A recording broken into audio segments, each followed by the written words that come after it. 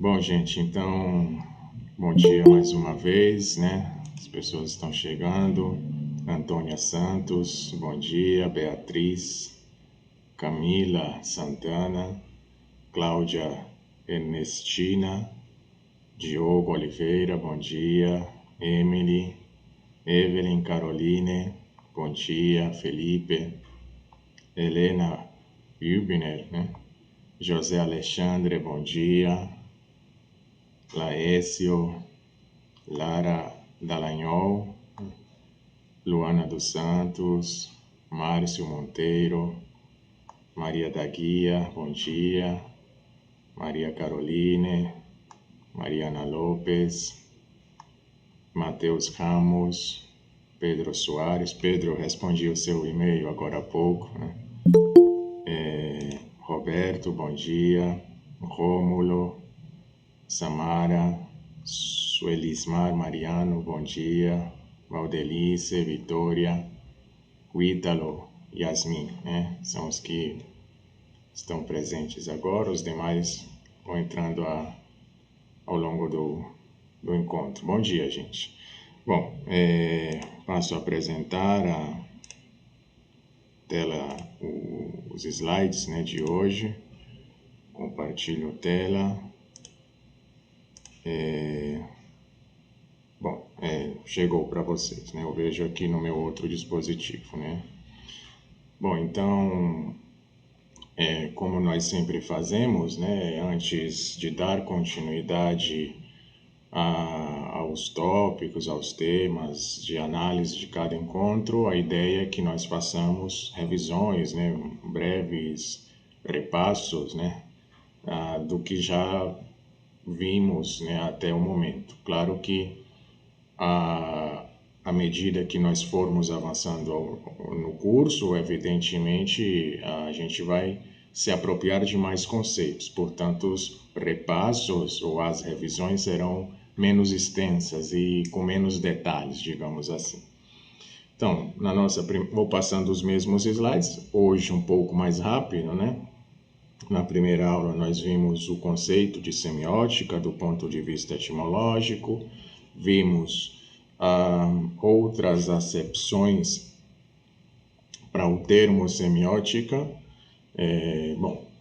Uma grandeza manifestada qualquer que se propõe a conhecer. Aqui nós falamos de semiótica objeto, né, de conjunto significante ou manifestação significante.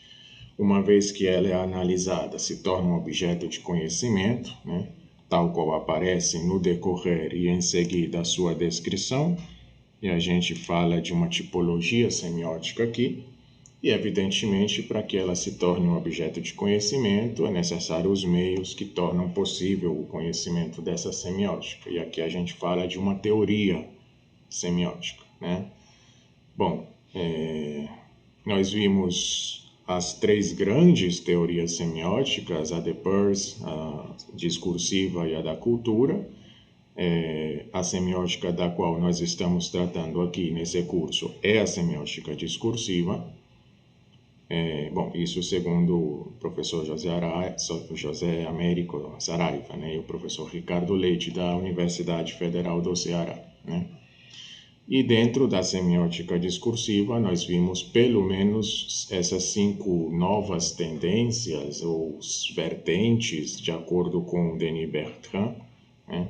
A semiótica das práticas, da tensiva, das instâncias, das interações e da estesia, com seus respectivos idealizadores ou mentores, enfim, né?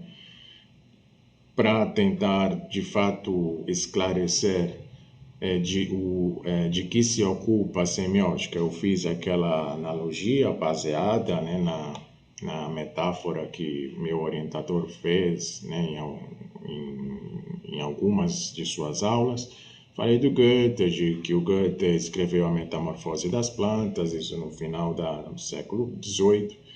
Ele propunha que todas as estruturas botânicas, da raiz aos frutos, eram metamorfoses de um único órgão basal, baseado, bom, eu mostrei aí as folhas, né, e baseado nisso, o Propp observa que no Conto Maravilhoso, né, havia também uma estrutura comum, né, que subjazia todos os contos, né?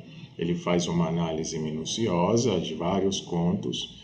Uma das conclusões às quais chega o Vladimir Prop é que os contos poderiam ter 31 funções. Nessa obra ele elenca e trata de descrever cada uma delas, né? E 7 personagens, né? Nós vimos os 7 personagens, né? E esse modelo de Prop foi um modelo que serviu de base para a constituição do modelo narrativo da semiótica gramsciana, né? E, sobretudo, o clássico esquema canônico, né? Que nós vimos ontem, o esquema narrativo canônico. E o Greimas foi além, né? Não eram as estruturas botânicas e nem os contos maravilhosos, né? Era qualquer manifestação significante tinha essa estrutura comum e Greimas ousadamente propunha evidenciar essa estrutura comum. Eu vou só pedir permissão a vocês hoje, né, para permitir aqui, e já aproveito que a professora Terezinha chegou, eu delego aqui a coorganização a ela, né, eu acho que a partir de agora ela tem esse poder, tá Bom bom? dia a todos. Bom dia, Pode professora. deixar que eu me carrego aqui do chat. Tá bom, obrigado, professora. Isso é... Bom, a obra seminal, não? Nós vimos a semântica estrutural, os precursores, entre eles o Vladimir Prop, né? Foi um grande influenciador, Ferdinand de Saussure, né? Já conhecido por nós, né? Benveniste também é outro nome, e o Hjelmslev, do qual trataremos, já tratamos, na verdade, né? Bom, vou passando isso, né? Só para lembrar a vocês, né, que primeiro eu sugeri a leitura desse livro, né, para quem não conhece nada, digamos assim, de semiótica. É um livro cuja leitura eu recomendo, é um livro introdutório e com uma linguagem relativamente acessível, né? Não é um livro tão denso, né, como outros. E que esse curso é quase que uma leitura comentada, né, do livro da professora Diana. Ela começa, como nós vimos citando, as teorias semióticas, a do Peirce e a do Lotman, né? Mas aqui nós tratamos, insisto nisso, né, de que estamos tratando da teoria semiótica francesa, ou discursiva, ou narrativa, ou gramsciana, né? Vimos o signo linguístico, de acordo com Saussure. Vimos que o Hjelmslev aprimora, né, essa noção de signo linguístico e leva isso para a linguagem, né? Nós já conhecemos esse esqueminha, né, de como a linguagem é concebida pelo Hjelmslev, de certa forma pela teoria semiótica, como composta por um plano do conteúdo e um plano da expressão, e que cada um deles tem uma forma e uma substância, né? Fonética com a substância da expressão, por exemplo, e a fonologia como a forma da expressão. A semiótica está aqui, né? E que a proposta da semiótica é conceber que o sentido é gerado em um percurso, né? E que esse percurso tem 3 níveis, né? O fundamental, o narrativo e o discursivo. O fundamental é o mais abstrato, né? É o mais distante, de fato, da expressão, e é onde as relações semânticas e sintáticas complexas e sofisticadas das manifestações discursivas se reduzem a uma única oposição fundamental mínima, né? Uma relação mínima que é uma relação de oposição. Bom, mostrei o quadrado aí para vocês, né? O quadro, né? O quadro que sintetiza o percurso gerativo e que está no dicionário de semiótica. Nós lemos os 3 exemplares e ontem nós começamos a entrar no percurso gerativo da significação e falamos do nível fundamental, né? O tópico principal era o quadrado semiótico, né? Como os semantismos mínimos, né, dos discursos, eles são articulados. Essa relação primeira é uma relação de oposição, né, de contrariedade, nesse caso, e também há uma relação que, por meio da negação, dá origem a um outro semantismo que seria o contraditório do primeiro, né? Então, enfim, nós temos o S1, que é contrário ao S2, e o S1 dá lugar, né? Se negamos o S1, chegamos ao seu contraditório, né? Que é o não S1, mas não é S2, né? E da mesma forma, como se negamos o S2, chegamos ao não S2, né? Que é o contraditório do S2, né?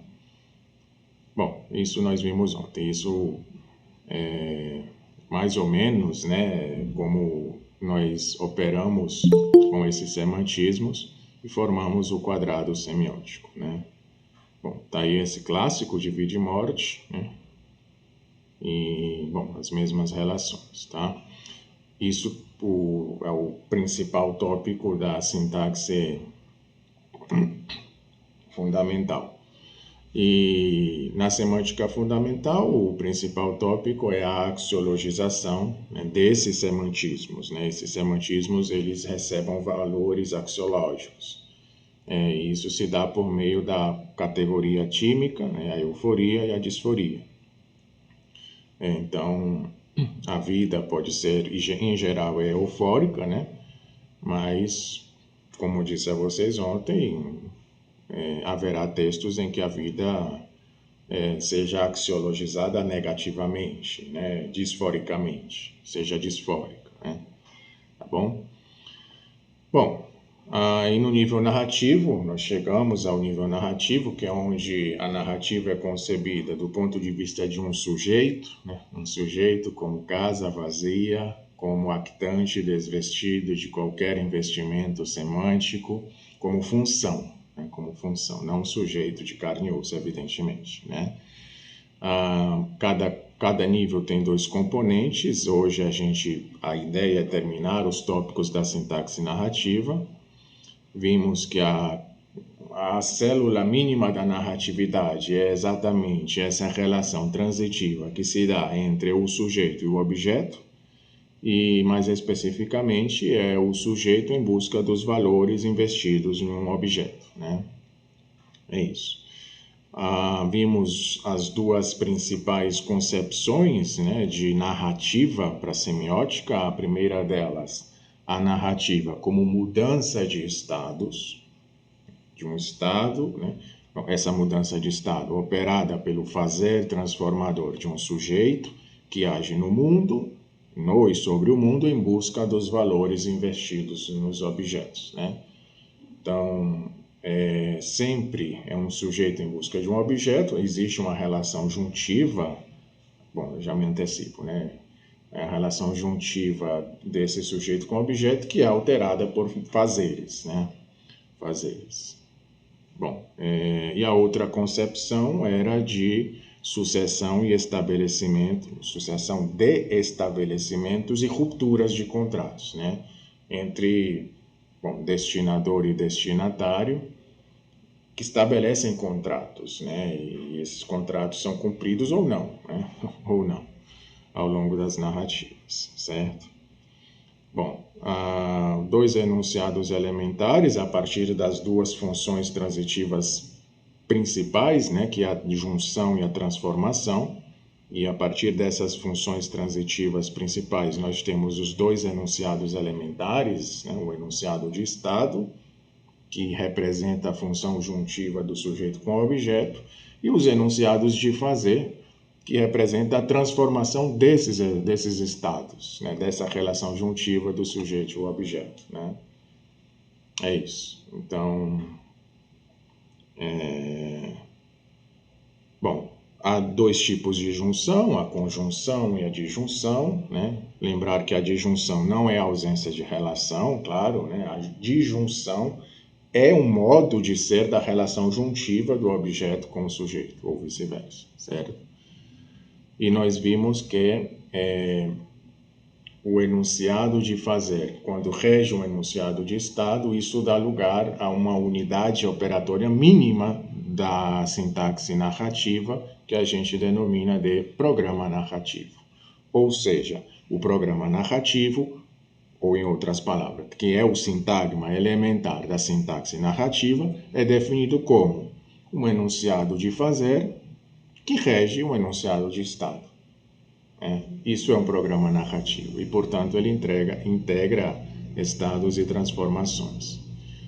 Coloquei essa equaçãozinha, né, que nos informa que um programa narrativo consiste em uma função em que um sujeito que é o sujeito de fazer, né, por meio da operação de transformação, que é indicada por essa setinha, né, transforma o estado juntivo de um outro sujeito, que seria o sujeito de estado, em relação a um objeto valor qualquer, né? Ele transforma o estado desse sujeito de conjunto para disjunto ou de disjunto para conjunto, né? E isso é um programa narrativo, digamos assim, no nível narrativo. Esses programas são classificados de acordo com alguns critérios, né? A gente viu a natureza da função, de acordo com a função, nós temos programas de aquisição em que o resultado da transformação é um sujeito de estado conjunto com o objeto, né? E, por outro lado, se o resultado da transformação dá lugar a um estado em cuja relação juntiva é de disjunção, ou seja, o sujeito é privado do objeto, né? A gente chama de programa narrativo de privação, quando se termina em uma disjunção, né? Quando, eu tenho um objeto e passo a não ter, né? É isso. Bom, é mais ou menos isso, né? De acordo com a complexidade e a hierarquia do programa, nós temos os simples e os complexos.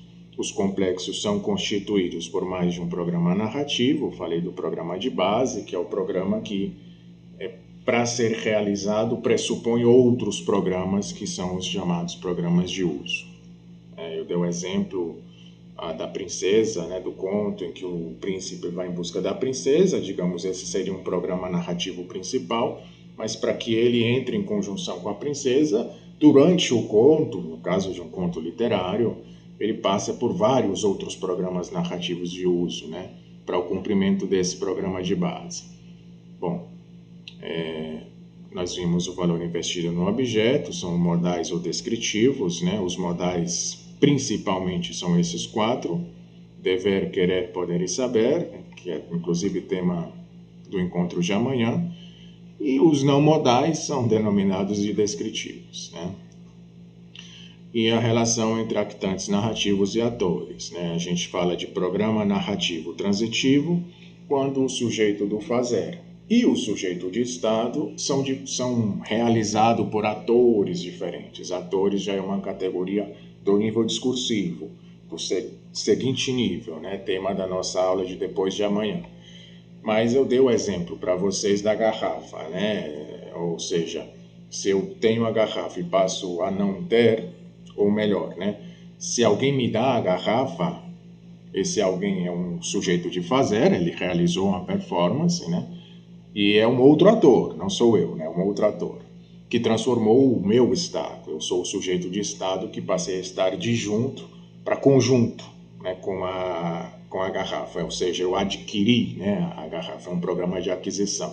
Mas o sujeito de fazer é uma outra pessoa, e o sujeito de estado sou eu, né? Então são atores diferentes. Mas se alguém não me dá, eu me aproprio da garrafa, eu entro em conjunção com a garrafa. Então o sujeito de fazer sou eu, e o de estado também, porque eu alterei o meu próprio estado, digamos assim. Então o ator, né, que ocupa a função de fazer é o mesmo que ocupa a função de sujeito de estado. Então a gente fala de programa narrativo reflexivo. Bom, gente, isso a gente viu, né? A tabelazinha, performance como o ato humano, né? Como fazer ser, que requer uma competência, não requer um ato em potência, requer algo que torna possível esse fazer, né? Que são programas narrativos, né? A performance é um programa narrativo de apropriação de valor descritivo, enquanto que a competência também é um programa narrativo, mas de doação de valores modais, porque há em teoria, um destinador que doa os valores modais, ou seja, um querer, um dever, um poder ou fazer, um querer, um dever, um poder, um saber, sobre o fazer, sobre a performance, que será ou não realizada. Enfim, aí depende dos discursos, né, das manifestações discursivas. E esses programas narrativos, né, quando são organizados em uma sequência, que são pressupostos, a gente chama de percurso narrativo, que são três, né, principalmente três. O percurso do sujeito, o percurso do destinador manipulador e o percurso do destinador julgador. Não? Isso dá lugar ao esquema narrativo canônico. O percurso do sujeito, né, a gente denomina também, ou está relacionado com o que é denominado semiótica da ação. O percurso do destinador manipulador tem relação com o que a gente denomina de semiótica da manipulação, e o percurso do destinador julgador relaciona-se com a semiótica da sanção. Muito grosso modo, a gente viu que a ação, coloquei aqui, sim, a ação abrange a performance, que é a ação propriamente dita, mas que requer uma competência, né? E quem geralmente doa ou altera a competência do sujeito para a realização da performance é o manipulador. É o manipulador que altera a competência, que faz com que, se o sujeito não quer fazer, ele passe a querer fazer. Ou o contrário, que ele quer fazer, mas passe a não querer fazer e não faz. Ele é manipulado, digamos assim, né? E uma vez que a ação é realizada, a performance, essa performance é sancionada, é julgada, né, por um destinador julgador. E é isso. Então, a performance é o fazer ser, é o fazer com que algo seja, né? E para isso existe um ser desse fazer, né? Uma espécie de estado desse fazer, né? E o manipulador ou a manipulação, de forma bem ampla, consiste num fazer, né? E quando o ser modaliza o ser, a gente está falando de sanção, tá bom? E terminamos ontem aqui. A ideia hoje é esmiuçar cada uma desses nichos desse esquema narrativo canônico, né? Bom, então hoje a gente finaliza a sintaxe narrativa, falando um pouquinho, né, da semiótica da ação, que está relacionado com o percurso do sujeito, né? Então a gente viu que o percurso do sujeito consiste no encadeamento lógico de um programa de competência com um programa de performance, certo? O percurso do sujeito representa sintaticamente a aquisição, Bom, isso são todos termos semióticos. Vocês lembram lá do programa narrativo, que de acordo com a natureza da função, pode ser de aquisição ou privação, né? Então, o percurso do sujeito representa sintaticamente a aquisição pelo sujeito da competência necessária à ação e à execução por ele dessa performance, certo? É isso. Então, o sujeito de estado, o sujeito do fazer e o objeto, né, que são actantes sintáticos, né, foram caracterizados como actantes sintáticos, no momento da apresentação do enunciado elementar e do programa narrativo. E esses actantes sintáticos, eles se redefinem, né, no nível do percurso narrativo, e eles tornam-se papéis actanciais. Ou seja, quando a gente falou dos enunciados elementares, entre eles o enunciado de estado e o enunciado de fazer, a gente tem pelo menos 3 actantes sintáticos principais, né? No enunciado de estado, a gente tem o sujeito do estado, ou sujeito de estado, em relação ao outro actante, que é o objeto. E na transformação, que é o enunciado de fazer, a gente fala de um sujeito de fazer. São, resumidamente, os 3 actantes sintáticos. no nível dos programas narrativos. A gente ainda está falando de programa narrativo. Aqui nos percursos narrativos, esses actantes sintáticos se redefinem, né, e ocupam papéis actanciais, que são diversos, né? Papel de sujeito operador, sujeito competente, se ele está competente, sujeito realizado, se ele realiza a performance, um sujeito doador, né, se é quem doa um valor, um modal ou descritivo para o outro sujeito, enfim, são alguns papéis actanciais nos percursos narrativos, certo? Então, esse sujeito não é mais um sujeito de estado ou sujeito de fazer, né? Mas é um actante funcional, já no esquema narrativo, definido por um conjunto variável de papéis actanciais. Então, vamos lá de novo, né? A gente tem os programas narrativos, lembrando que um programa narrativo é, resumidamente, um enunciado de fazer que rege um enunciado de estado, certo? E nesses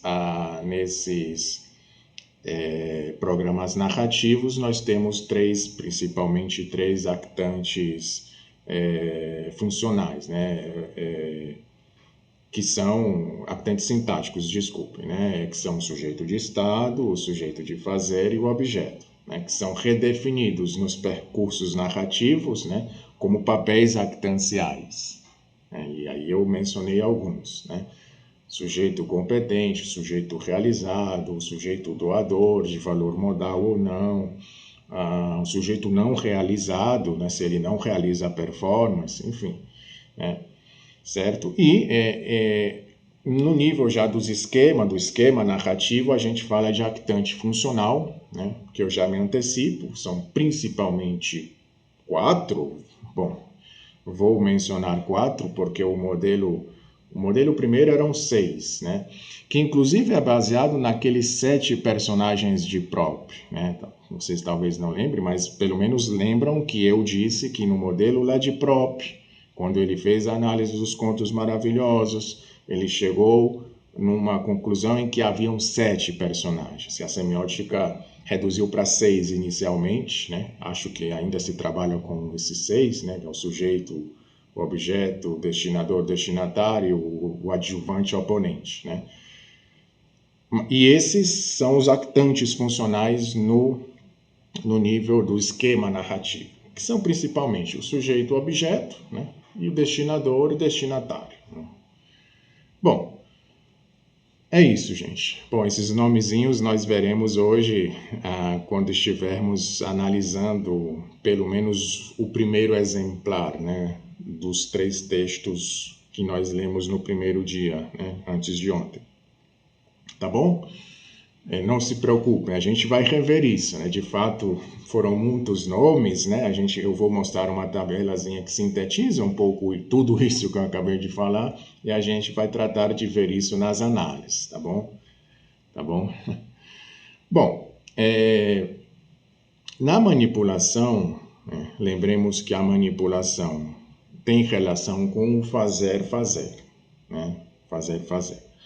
Então, nesse percurso, a gente não fala tanto de sujeito, né? A gente fala que há um destinador, manipulador, que é o actante funcional referente à semiótica da manipulação. E nesse percurso, o programa de competência, lembrem que eu falei que a competência é um programa narrativo de doação de valores modais, né? Esse programa de competência é examinado não na perspectiva do sujeito de estado, que recebe os valores modais, mas na perspectiva, no ponto de vista de um sujeito que doa, é um doador, ou um destinador, né, que é o nome mais usado em semiótica, é o destinador desses valores modais. Resumidamente, os valores modais são principalmente o querer, o dever, o poder e o saber, e há um destinador que doa esses valores modais, alterando a competência do sujeito em relação a uma performance qualquer. O mais explicitamente ou menos tecnicamente falando, é um sujeito que faz algo e com esse fazer ele possibilita a alteração da competência, ou seja, ele faz saber, digamos assim. O sujeito não sabia e passa a saber, ou o sujeito não devia fazer e passa a dever fazer. Ou o sujeito, como eu disse, não queria fazer e passa a querer fazer. Ele é manipulado, isso é a manipulação, é essa alteração. Bom, não que isso é manipulação, mas grosso modo, mais ou menos, é nisso em que consiste a manipulação, em alterar a competência modal do sujeito em relação a uma performance. Demócrito, Pois tem não. uma pergunta aqui que é exatamente nesse ponto, que realmente não é fácil, né? Mas aí, aproveitando logo que você está fazendo esse percurso, a Beatriz pergunta, professor, eu não entendi por que o destinador é um actante funcional. Sua função é a de doar, destinar? Bom, obrigado, Terezinha, pela intervenção. Eu acho que isso, a ver se está aqui. Deixa eu ver, passar um pouco mais na frente.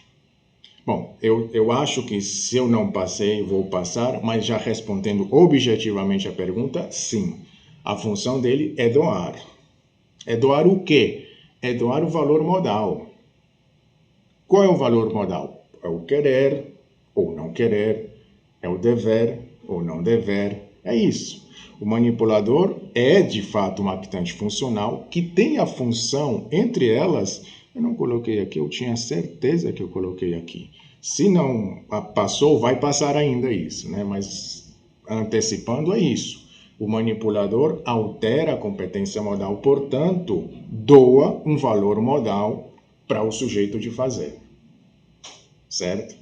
Então, se você não quer fazer algo e o manipulador quer que você faça algo, sabendo que você não quer fazer, ele realiza uma performance, faz alguma coisa, de modo que com essa performance ele altere a sua competência modal de não querer fazer o que ele quer que ele faça, ou o que ele quer que você faça, e você passe a querer fazer. Então ele doa o querer para você, digamos assim. É um doador, de fato, um doador de valor modal, né? Tá bom? Ok. Bom, o destinador é o actante funcional, acho aí responde objetivamente a pergunta, né? Que engloba vários papéis actanciais, tá aqui, gente, tá aqui, né? Entre os quais se encontra necessariamente o de sujeito doador de valores modais. Tá aí. Acho que responde bem objetivamente a pergunta. Ou seja, o destinador manipulador é um actante funcional que engloba vários papéis actanciais. E entre esses papéis actanciais está o de sujeito doador. Ele é o sujeito que doa o valor modal e altera, e aí é uma outra questão, né? Mas que pelo menos pretende alterar a competência modal do sujeito de fazer em relação a uma performance qualquer. Tá bom? Bom, então o manipulador, a narrativa, ele é a fonte dos valores do sujeito, né, os valores modais, sobretudo, né? E o sujeito passa a ser o destinatário, né, do destinador manipulador. Ele passa a ser, nesse outro programa narrativo, o destinatário, né? Então, o manipulador, ele determina tanto os valores que serão visados pelo sujeito, assim como dota o sujeito dos valores modais necessários à execução da ação. Né? Como a gente viu, para que haja uma ação, uma performance, é necessário uma competência. Já vou começar a usar os termos da semiótica, que eu acho que a gente já está começando a entender, né? Para não dizer algo que pressupõe a competência, a competência, né? Então, o manipulador dota o sujeito dos valores modais, principalmente o querer, dever, poder e ou saber, que são necessários para a execução de uma ação. Tá bom? Então, o sujeito é quem transforma os estados, né? É quem faz ser. E ele simula a ação do homem sobre as coisas do mundo. A gente fala de sujeito e objeto, né? O sujeito se relaciona com o objeto. Por outro lado, o destinador, ele não transforma estado, digamos assim, de certa forma, né? Ele modifica o sujeito por meio da alteração das suas determinações semânticas e modais. Mais uma vez, é quem se altera, né? Que, como eu disse, é uma outra questão, mas que pretende alterar a competência modal do sujeito de fazer. Então, não é quem faz ser, de certa forma, é quem faz fazer. O destinador é quem faz o outro fazer, né? E o destinador, portanto, é um actante funcional que representa a ação do homem sobre outro homem. Em outras palavras, aqui no sujeito a gente fala de relação sujeito-objeto. No destinador, a gente simula uma relação intersubjetiva entre sujeito e sujeito, por assim dizer. A gente não usa sujeito-sujeito, embora a gente possa pensar assim, a gente fala um destinador e um destinatário. Portanto, a ação do homem sobre outro homem, né? É sempre uma simulação dessa realidade, dessa relação intersubjetiva, né? Tá bom? Então, o percurso do destinador-manipulador contém duas etapas hierarquizadas, né? A atribuição da competência semântica, que tem relação com o crer, né? O crer que é um outro modal, né? E a doação de competência modal, principalmente, né? Que é a manipulação propriamente dita, em que o destinador doa ao destinatário sujeito ou manipulado, né? Os valores modais de querer, dever, saber e poder fazer. Certo? Então, assim, né? Se o sujeito não sabe fazer, né? E alguém altera essa competência, né? E faz com que ele passe a saber fazer, houve manipulação, né?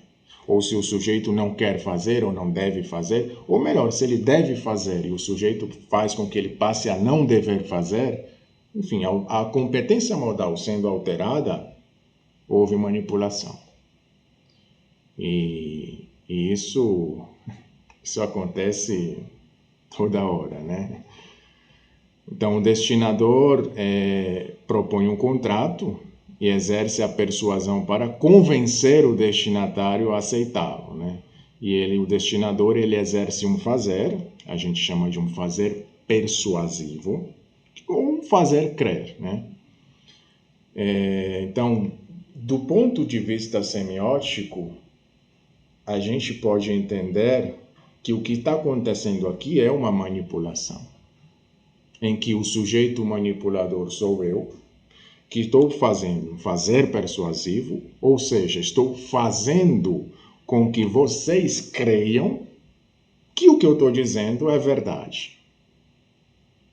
Então, eu cumpro, de certa forma, a função de destinador manipulador aqui, entre a função também de sujeito de fazer, enfim, né?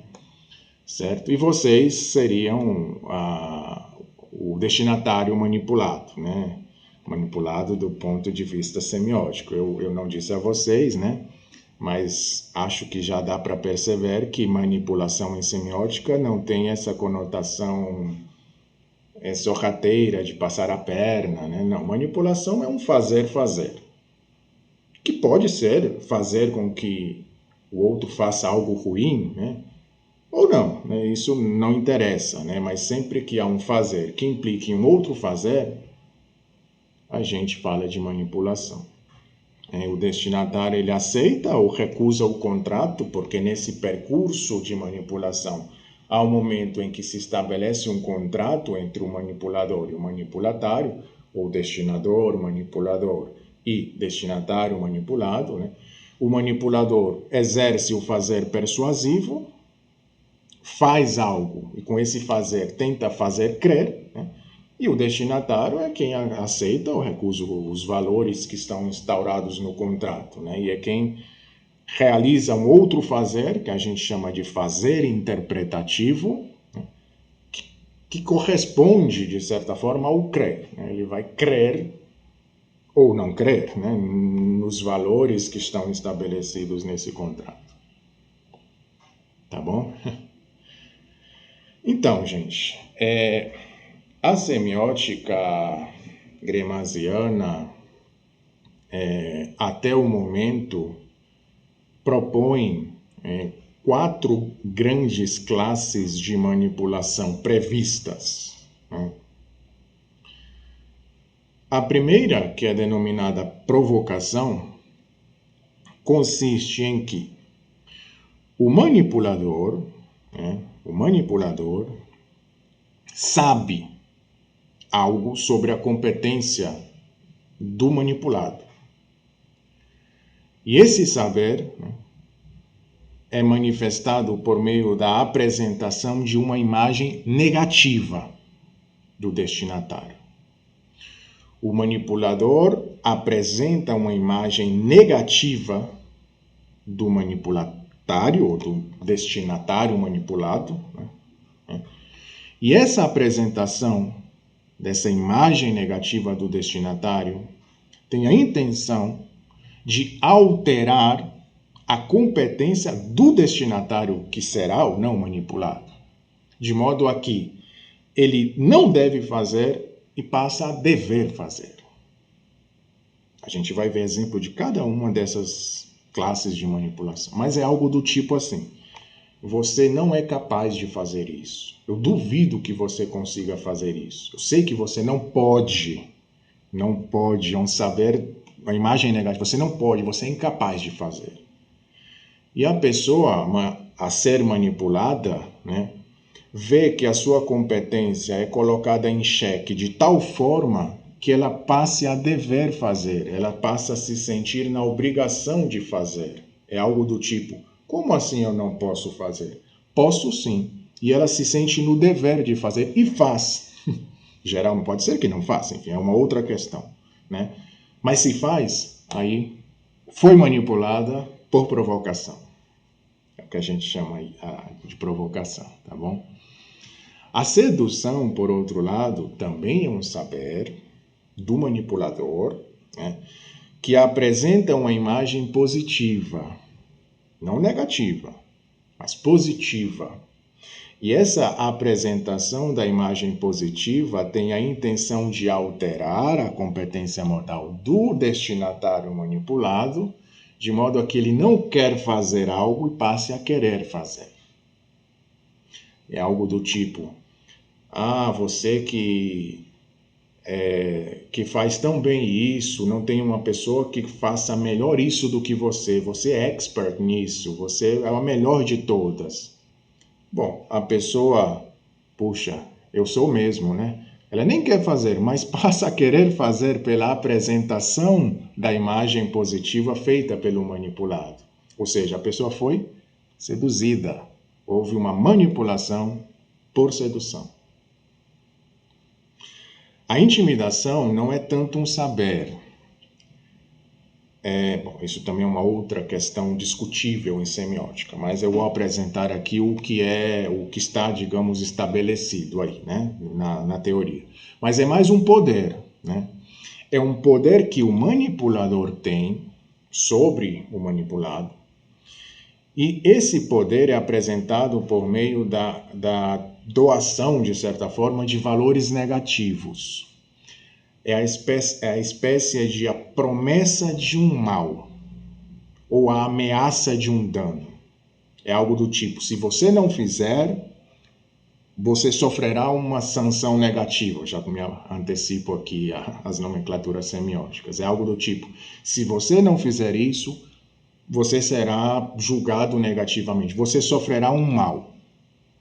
E a pessoa: puxa vida, com isso, o manipulador altera a competência do destinatário manipulado, de modo a que ele nem está obrigado a fazer, mas ele se sente no dever fazer. Eu tenho que fazer.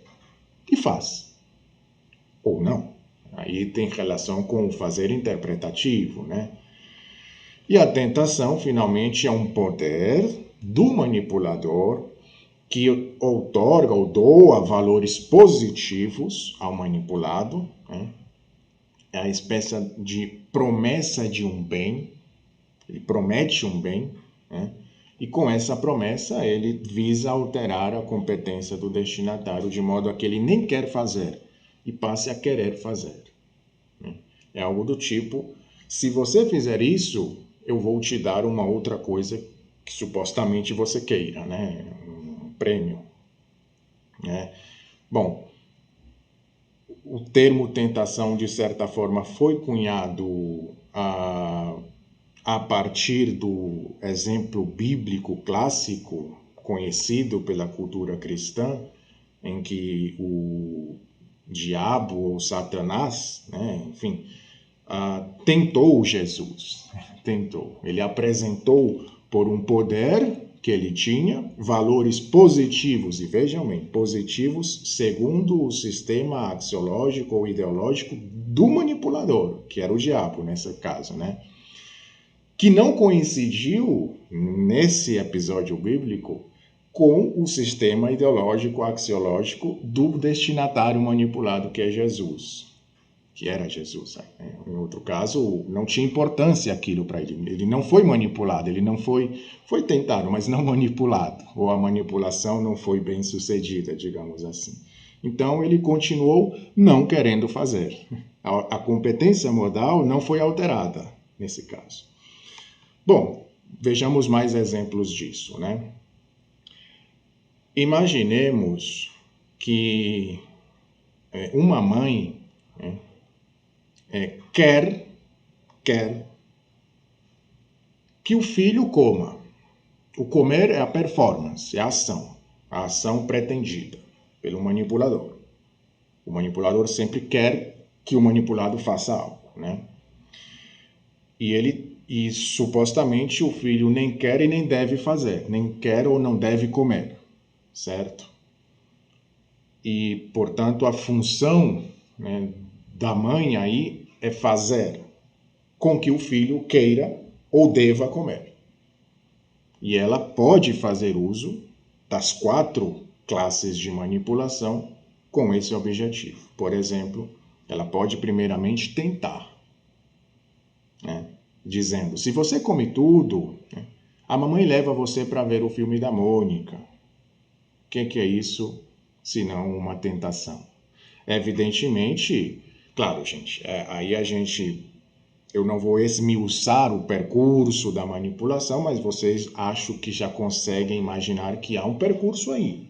Há o estabelecimento de um contrato, há os valores instaurados, por exemplo, se para o filho o ver o filme da Mônica não tem um valor eufórico, ele não vai ser tentado, mas eu nem quero ver o filme da Mônica mesmo, ele não vai comer, né? Certo? Mas aí a mãe altera, digamos, a manipulação. Bom, você não quer, mas agora você faça dever comer. Ela diz, coma tudo, senão você apanha. Ou seja, o apanhar, né, que em teoria teria que ter um valor disfórico para o filho, para o manipulado, né, faz com que ele passe a dever fazer, né? E ele é intimidado, isso é uma intimidação, né? Mas a mãe poderia dizer, eu duvido que você seja capaz de comer todo esse espinafre gostoso, né? E, enfim, aqui é uma provocação, né? É algo do tipo, você não é capaz, você não tem o poder de fazer isso, né? É a imagem negativa, né, do manipulado e faz com que ele realize, ou melhor, pode fazer com que ele realize a ação, né? Ou a mãe pode seduzir o filho, né, dizendo, você que é um menino tão bonito e que gosta tanto da mamãe, né, vai comer tudo, não vai? Né? Ou seja, é um saber do manipulador em que apresenta ao manipulado uma imagem positiva da sua competência e com isso faz com que o filho passe a querer fazer, né? E mais uma vez, uma vez apresentada a manipulação, há o fazer interpretativo do manipulado, que vai julgar os valores que permeiam aí a manipulação e vai ser ou não manipulado, a partir da sua espécie de sanção, né? O fazer interpretativo ou crer. Né? Bom, é isso. É isso, gente. Então, a manipulação só será bem sucedida quando o sistema de valores em que ela está assentada for compartilhado pelo manipulador e pelo manipulado, ou seja, quando houver uma certa cumplicidade entre eles. No exemplo que eu dei da tentação de Jesus, não houve essa cumplicidade, portanto, a manipulação não foi bem sucedida. Mas se a mãe oferece um prêmio para o filho, para que ele coma, e ele come, entendendo que o prêmio oferecido de fato é sancionado como prêmio, é algo que tem um valor eufórico, enfim, e ele come, aí houve certa cumplicidade entre o sistema de valores do manipulador e do manipulado. Né? E não se deixar manipular é, portanto, se recusar a participar desse jogo do destinador e pela proposição de um outro sistema de valores. Só com valores diferentes o sujeito se safa da manipulação, que é o que aconteceu no episódio da tentação, né? Na tentação bíblica mencionada aqui. Tá bom, gente? Então, assim, para essa primeira aproximação da semiótica da manipulação seria isso, né? Evidentemente, né, cada nicho semiótico é passível de ser analisado com mais detalhe. Né? Então, a ação, há muito mais coisas a se ver do que eu apresentei aqui, evidentemente, né? Mas aqui, como o título do curso propõe, é fazer uma introdução, né, a essas questões. Bom, e se vocês lembram o esquema narrativo canônico, nós tínhamos a ação, né? Na ação a performance, que é o ato humano propriamente dito, e a competência, que é o programa narrativo pressuposto pela performance, que seria algo do tipo aquilo que possibilita que a performance seja feita. Temos a manipulação, supostamente antes, né, da ação, e depois que a ação é realizada, ela é julgada, ela é sancionada. Né? E o percurso aí a gente já fala de um outro actante funcional, né? O destinador-julgador. E o destinador-julgador, ele responde pela sanção, que é a última fase da organização narrativa e que é necessária para encerrar o percurso do sujeito e que é correlata à manipulação. Né? E a sanção se organiza, né, pelo encadeamento lógico de programas narrativos de dois tipos.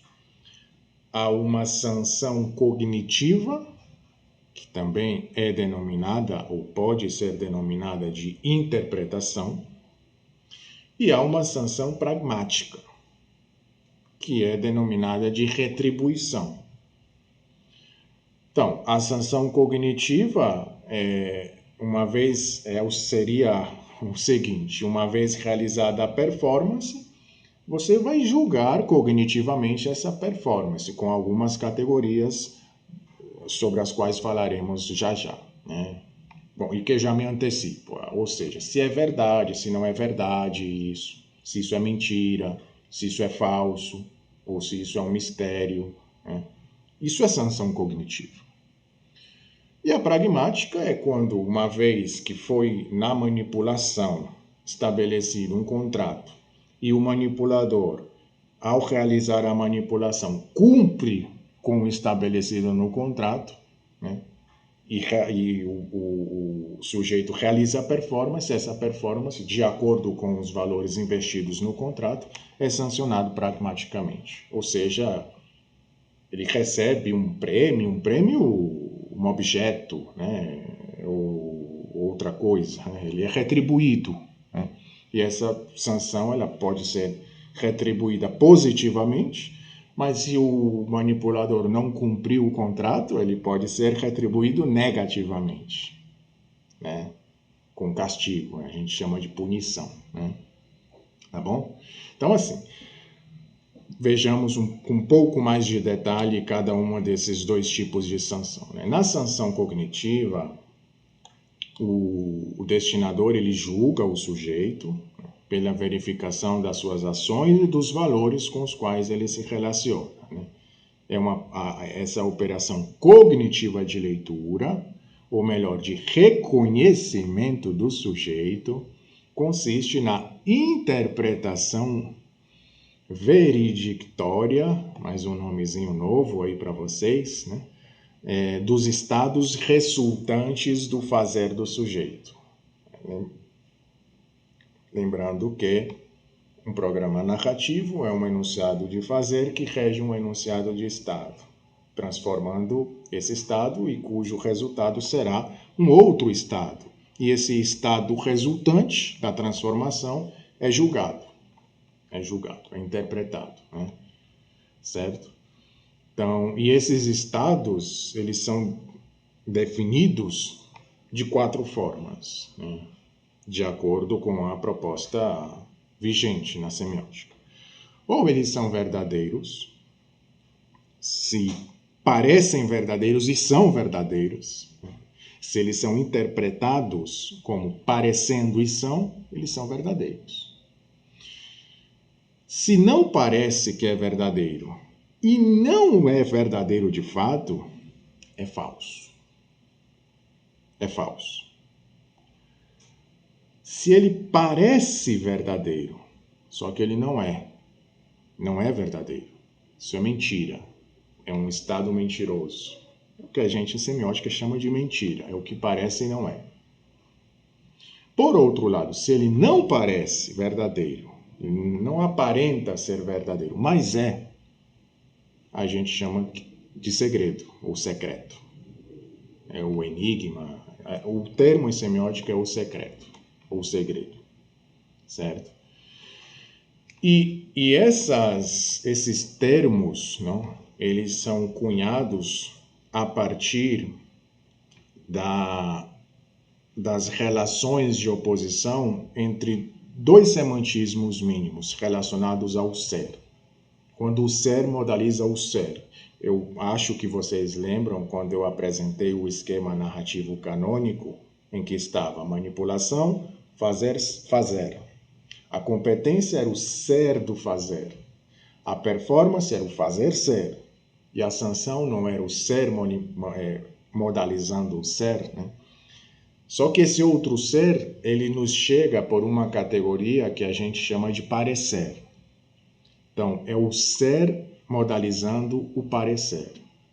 E que são articulados em quadrado semiótico, certo? Então, o ser, o seu contrário seria o parecer. Se eu nego o não ser, a gente teria se eu nego o ser, a gente teria o não ser. E se eu nego o parecer, nós teríamos o não parecer. E a relação que se dá entre o ser e o não ser é a de contradição, assim como a relação entre parecer e não parecer. E há uma relação de complementariedade entre o que não é e parece, né? E a partir daqui, né, aqui a gente chega, né, àquelas categorias que são utilizadas para sancionar cognitivamente os estados. Então, seria algo seguinte, né? Como a gente já viu, né? O que é e parece é verdade. O que parece que é, mas não é mentira. O que é e não parece é um segredo. um mistério, um enigma, a gente chama de segredo, né? Para prezar a metalinguagem semiótica. E o que não parece e não é falso. Então, os discursos, eles sempre nos chegam pelo esquema do parecer. Primeiro, eles parecem ou não parecem. E se julga se é ou não é. Se parece é verdade. Se parece não é mentira. Se nos chega um discurso não parecendo, mas sendo, é um segredo. Mas se não parece de fato não é falso. Certo? Então, essas modalidades a gente chama de modalidade veredictória, né? A gente já viu esse nome, está vendo de novo. E aqui, muito rapidamente, né, para não encher vocês com muitas informações, né, a semiótica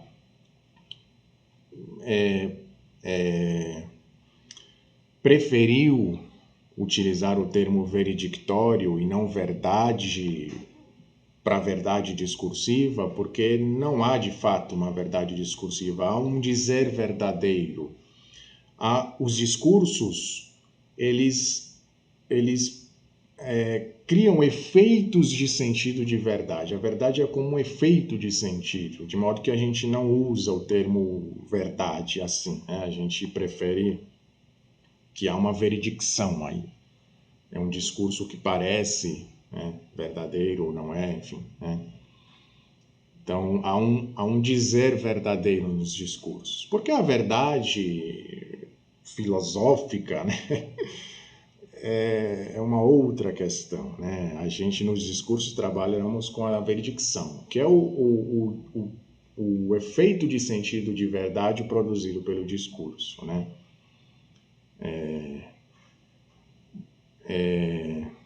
Bom, como é que eu me faço entender sem ser tão técnico, né? É algo do tipo o seguinte: há um discurso que trata de uma determinada questão e não interessa de fato se o discurso é verdade na sua relação com o que seria a realidade. É algo do tipo, sei lá, alguém morreu, se ele morreu ou não morreu de fato, não interessa, digamos, né? Mas se diz que morreu e se há outras informações no texto, cria-se um efeito de sentido de verdade ou não. Pode ser que durante o discurso há uma espécie de contradição, diz, opa, lá na frente diz que ele está vivo, mas antes diz que ele morreu. O que é isso? A contradição, a gente diz, bom, isso não é verdade. Como é que ele morreu se lá na frente diz que ele está vivo? Então, é um efeito de sentido que o discurso cria, né? De verdade ou de não verdade, certo? Enfim, é isso. Então, na sanção cognitiva ou na interpretação, né, para interpretar o destinador julgador, ele verifica a conformidade ou a não conformidade da conduta do sujeito com o sistema de valores que representa e com os valores do contrato inicial estabelecido com o destinador manipulador. Lembremos que na manipulação, a manipulação consiste em um percurso, e nesse percurso há um momento de estabelecimento de um contrato, né, que vai ser cumprido ou não, né? Que se cumprido, ele depois é sancionado, ele é interpretado, né? Certo? Então, cabe ao julgador comprovar se o sujeito cumpriu o compromisso assumido na manipulação. E a interpretação faz-se assim em nome de uma ideologia, claro, e de que depende o sentido do percurso narrativo realizado. Certo? E, por outro lado, a retribuição ou sanção pragmática, como a gente viu, né, pode ser positiva, faz um julgamento positivo e, portanto, se tem uma recompensa, esse é o nome que a gente dá em semiótica, o sujeito é recompensado, ele é retribuído pragmaticamente de forma positiva. E se é negativo, ele é punido. é uma punição, né? E claro, essa punição, no nível da manifestação textual, é muito diversa, né? As punições, como eu disse a vocês, pode ser a privação de um objeto-valor, ou o sujeito é colocado numa prisão, ele perde a liberdade, ou sei lá. Bom, há uma infinidade de formas de retribuições ou sanções pragmáticas negativas nos discursos. O fato é que, quando houver, já é algo previsto pela semiótica. A semiótica já tem nome para isso, né? Certo? E é isso. Então, a retribuição como recompensa ou punição, recompensa, sanção pragmática positiva, punição, sanção pragmática negativa, faz parte da estrutura contratual inicial e restabelece o equilíbrio narrativo, né? Porque é o momento de o destinador cumprir as obrigações assumidas no sujeito, ou com o sujeito na hora da manipulação, certo? Bom, e é isso. Então, o esquema narrativo canônico já apresentado, né, compõe os 3 percursos: o percurso do sujeito relacionado à semiótica da ação, o percurso do destinador manipulador relacionado à manipulação e o percurso do destinatário julgador, que tem relação com a sanção. E não que as narrativas tenham que ter linearmente e obrigatoriamente isso, mas se houver, já está previsto na semiótica. De modo que o esquema narrativo canônico é um modelo de previsibilidade de organização narrativa dos discursos, seja eles quais forem. É isso. É isso. Então, bom, aí resumindo uma das questões sobre as quais eu falei, né, que era a seguinte: num programa narrativo, né, consiste no encadeamento lógico dos enunciados, os enunciados elementares, e mais especificamente é um enunciado de fazer que rege um enunciado de estado, né, cujo produto será um outro enunciado de estado, no nível, no patamar dos programas narrativos. A gente fala de actante sintático, ou seja, no enunciado de estado, nós temos um sujeito de estado que tem uma relação juntiva com o objeto, né? E o que seria o outro actante sintático. E uma vez que esse estado é alterado, ele é alterado por um outro sujeito que a gente chama de sujeito de fazer, certo? No percurso narrativo, que é um encadeamento lógico desses programas narrativos, né, vários programas narrativos se encadeiam formando um percurso narrativo, né, a gente fala de papel actancial. Então, o sujeito de estado, ele passa a cumprir um papel actancial, por exemplo, de sujeito competente, ou sujeito operador, quando ele realiza, o sujeito realizador, né? Ou no caso do manipulador, como nós vimos que o manipulador já está aqui, né? O destinador manipulador, já é um actante funcional. Mas entre os papéis actanciais que ele cumpre está o de sujeito doador de valor modal, certo? E o esquema narrativo seria o encadeamento lógico desses 3 percursos: o do sujeito, a ação, o do manipulador ou da manipulação, e o do julgador ou da sanção. E aqui a gente não fala nem de actante sintático, nem papel actancial, né? O termo, né, que se usa são actantes funcionais, que são praticamente esses 4, né? É o sujeito e o objeto, no caso da ação, né? Na semiótica da ação, e no caso da manipulação e da sanção, a gente usa o destinador manipulador, ou destinatário manipulado, ou destinador julgador na sanção, ou destinatário julgado, seria. Certo? Bom, e é isso. Então, o esquema narrativo canônico é um modelo hipotético da estruturação geral da narrativa. Insisto e repito, é um modelo de previsibilidade, de organização narrativa das diversas manifestações discursivas, enfim, né? Cumpre o papel de ser a organização de referência a partir da qual são examinadas as expansões e variações estabelecidas as comparações entre as narrativas, os discursos, né? Certo? De fato, os discursos são muito mais específicos, mas todos eles podem ser, ou de acordo com a teoria semiótica, prevê-se que sejam organizados nesse esqueminha narrativo, canônico, né? Ou seja, independentemente de qual seja o discurso, poderá haver, e certamente haverá, um sujeito, um objeto, os valores investidos no objeto, esse sujeito, em algum momento desse discurso, seja ele qual for, será manipulado. A manipulação pode ser por tentação, por provocação, enfim, não interessa, mas em geral é assim. E depois ele geralmente é sancionado, é julgado, a performance é julgada, né? É isso. Então, mais uma vez, o esquema canônico, né? A ação, a manipulação e a sanção. A ação representa o percurso do sujeito. Eu estou propositalmente repetindo, né? Dizem que a repetição é uma boa estratégia pedagógica para assentar as ideias, né?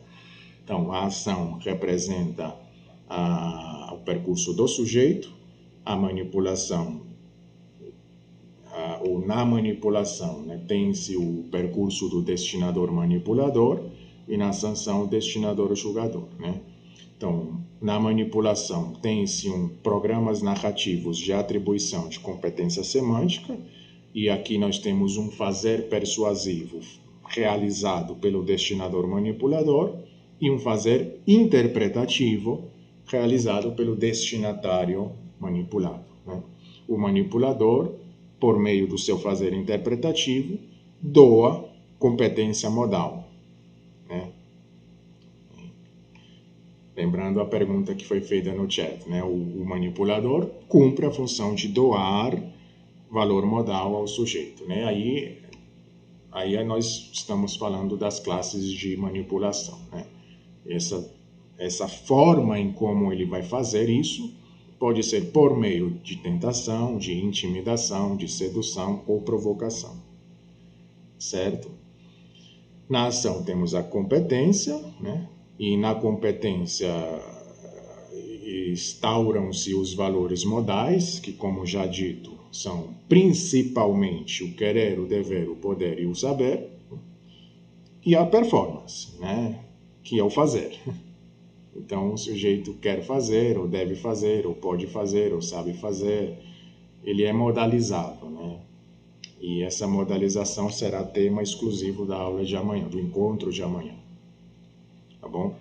E, uma vez realizada a performance, ela é julgada, pode ser julgada cognitivamente, e a sanção cognitiva é o programa de interpretação, e aqui faz-se uso das modalidades veredictórias, né, que são cunhadas a partir da relação entre o ser e o parecer articulado em quadrado semiótico, né?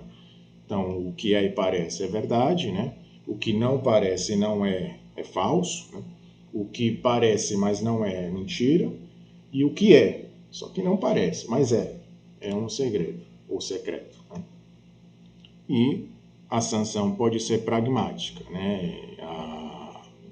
A gente denomina de retribuição, que se é positiva é recompensa, se é negativa é punição. Tá bom? Bom, então a narrativa, como já foi dito, é concebida como a sucessão de estados e de transformações desses estados e como a sucessão de estabelecimento e de rupturas de contratos, certo? A primeira definição adota a perspectiva do sujeito e da sua ação, ou seja, é um sujeito em relação com um objeto e esse estado é transformado. E a segunda, as relações entre o destinador e destinatário. A gente fala de uma espécie de relação intersubjetiva, né, que simula a ação do homem sobre outro homem. Demócrito, Sim. dá para voltar só um pouquinho o slide anterior? Pois não, com certeza. Esse aqui. Tá, obrigada. De nada, Terezinha. Tá, bom. É isso, né? Esse é o esquema narrativo canônico, né?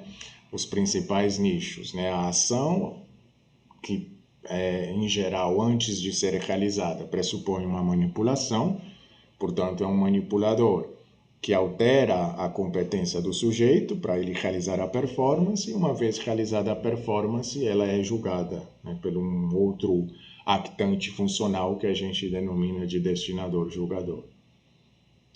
É isso, né? É isso. Mais um. Claro, bom, eu insisto em dizer a vocês que cada nicho desse, né? Bom, para quem tiver interesse de aprofundar um pouco mais, né,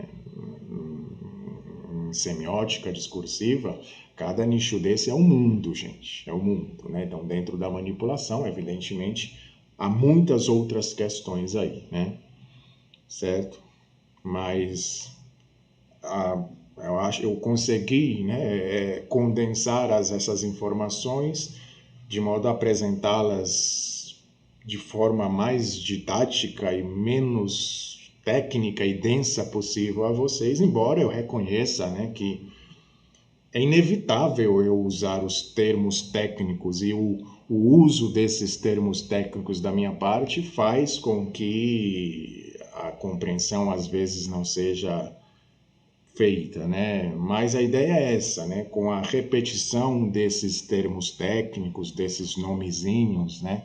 A gente vai pouco a pouco entendendo o que é a ação, o que é a manipulação, né? Sob a perspectiva de Greimas, certo? Tá bom. Bom, então é isso, né?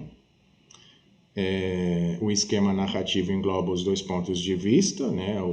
E simula a história do homem, os dois pontos de vista, ou seja, tanto a relação homem com o mundo, que seria o sujeito-objeto, né? Como a relação homem com outro homem, que seria o destinador e destinatário, né? E a partir de certos valores e de determinados contratos, o homem age e transforma o mundo, à procura desses valores. Então, esse esquema é exatamente é a simulação do fazer humano. É isso. Opõe-se na busca a sujeitos interessados nos mesmos valores e comprometidos com outros destinadores. Cumprido ou não um acordo, o sujeito e sua ação e os resultados dela só cobrarão sentido quando reconhecidos e interpretados no quadro de um sistema de valores, né? Bom, é isso. Bom, vou ver aqui que o chat já está se manifestando, né? A gente vai apresentar aqui, ou eu vou apresentar a vocês a análise de pelo menos uma breve análise do primeiro exemplar, já fazendo uso de todas essas categorias, desses nomezinhos, que nós vimos hoje. A gente vai ver isso no texto. Eu suponho e prevejo que vocês já conseguem imaginar, mas aqui a gente vai evidenciar isso, né? Onde há manipulação, onde é que há manipulações nesse discurso, né? Muitas, né? Há ações, há sanções, enfim, a gente vai ver isso com certo detalhe, né? Bom, os slides poderiam... Só um minuto. Oi.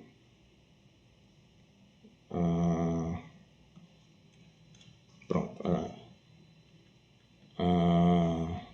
Os slides poderiam ser disponibilizados. Bom, eu acho, talvez os primeiros sim, mas eu confesso a vocês que esses de hoje, eu posso até fazer um recorte, né? e enviar para vocês, porque nesses slides de hoje eu já apresento fragmentos da minha tese, né? Do meu esboço de tese. Então, para ser sincero, não queria publicar, digamos, de certa forma, embora sejam fragmentos, mas ainda não queria publicar isso. Mas essa parte teórica, até aqui, né, eu posso fazer o recorte e enviar para vocês, né, sem dúvida. Né? Fazer como eu disse, um Classroom e aí colocar os arquivos. Né? Então, Camila diz, então, em uma análise não necessariamente precisa-se aprender todos esses aspectos do esquema. Perfeito, Camila. Claro que não, né? Claro que não. A apreensão é feita conforme o objeto de análise, evidentemente. Haverá discursos nos quais a manipulação é muito explícita. Por exemplo, os discursos publicitários ou propagandísticos. A gente vê claramente a manipulação aí, né? Pode ser que haja sanções, ação, claro, né? Mas sanções e, enfim, né? Mas por outro lado, os discursos jurídicos são discursos de natureza sancionante. A sanção é explicitamente vista. Não, talvez a gente não observa com tanta evidência as manipulações aí. Né? Enfim, de fato é isso, Camila. A apreensão é feita de acordo com o objeto de análise, né? Certo? Roberto disse, Rodrigo, na segunda o professor informou que tá bom, eu já havia dito, né? A explicação está muito boa, o professor, apesar de ter um tema denso, está bem tranquilo. Bom, obrigado, Beatriz, né? Bom, de fato, teoria semiótica, como eu disse a vocês, né? Tem uma metalinguagem muito, muito ampla, é relativamente complexa. Tanto é que, como eu disse a vocês, existe um dicionário de semiótica, né? E é muito importante, né? Aí é o meu fazer interpretativo, né? É muito importante ter em conta os conceitos básicos, claro, há outros, né? Mas os básicos e os não básicos, né? Para que não se perca, porque, como eu disse a vocês em algum momento do curso, né? Às vezes, pela semiótica ter essa metalinguagem relativamente complexa e que é muito prezada exatamente para que não haja confusão, é possível que haja confusões, né? E que chamemos de uma coisa o que na verdade é outra, porque não tenhamos entendido um determinado conceito. Então a gente chama de performance quando isso na verdade é competência, ou o contrário. Então é importante isso. E claro, como eu disse a vocês, foi a forma em como eu consegui, né, didatizar isso para vocês, né? Tá bom? Tem uma dúvida. Há dentro de um mesmo texto narrativo diversas manipulações e sanções? Sem dúvida, né? Ou acabo só uma em cada um grande esquema? Não. Há textos em que, em que o manipulador faça uso das 4 classes de manipulação. Ele começa com uma tentação, vê que não foi bem sucedido, né? Diz, eu te prometo isso. E o manipulado diz, não quero. Mas você tem que fazer, senão... Bom, isso já é intimidação. E ele, não quero. Mas você faz tão bem isso... E já é sedução aí, já é sedução. Mas eu não quero. Mas eu duvido que você seja capaz. Aí já passou para a provocação. E não sei, pode ser que ele não seja manipulado por nenhuma delas. Enfim, de fato, pode ocorrer diversas manipulações, né? E sanções também, né? E pode ser que não haja sanção cognitiva ou sanção pragmática, né? Às vezes o texto só sanciona cognitivamente, né? Termino o conto, de aqui, claro, eu penso no texto verbal, mas isso é previsto para qualquer manifestação significante, né? Um filme, uma pintura, seja o que for, né? Mas eu penso no conto, o conto termina com uma sanção cognitiva, né? Parabéns por isso. O que é o parabéns, né? Parabéns. É uma sanção cognitiva positiva. E pronto. Mas pode ser, né, que depois que o príncipe conseguiu resgatar a princesa, né, o rei, o pai da princesa, lhe deu um prêmio, não só a princesa como prêmio, mas dê, sei lá, não sei, um território de um reino. Isso é sanção pragmática positiva, né? Enfim, as manifestações discursivas são mais diversas possíveis, né? A ideia é que, seja o que aconteça nos discursos, já está previsto pelo modelo semiótico. Como eu disse, a semiótica já tem nome para isso. Eu consegui ver algo como as entrelinhas interpretativas.